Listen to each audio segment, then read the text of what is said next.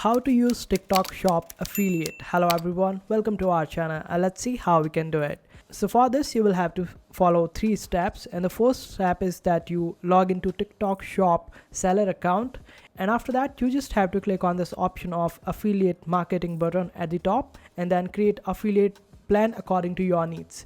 And for this just click on this option of get started and just simply do the Google search of TikTok Shop. You will be able to find it quite easily.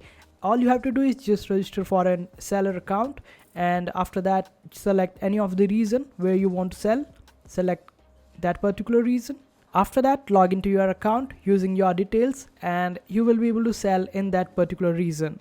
And this is how it will work. It is a commission based, where the TikTok creators are connected with different brands and brands reach out to different creators according to their audience, and this is how it will work out. So I hope this video was helpful. If you still need any help, you can always comment down below. Our team will be happy to help you out. Make sure to hit that like button and also subscribe to our channel for more helpful videos.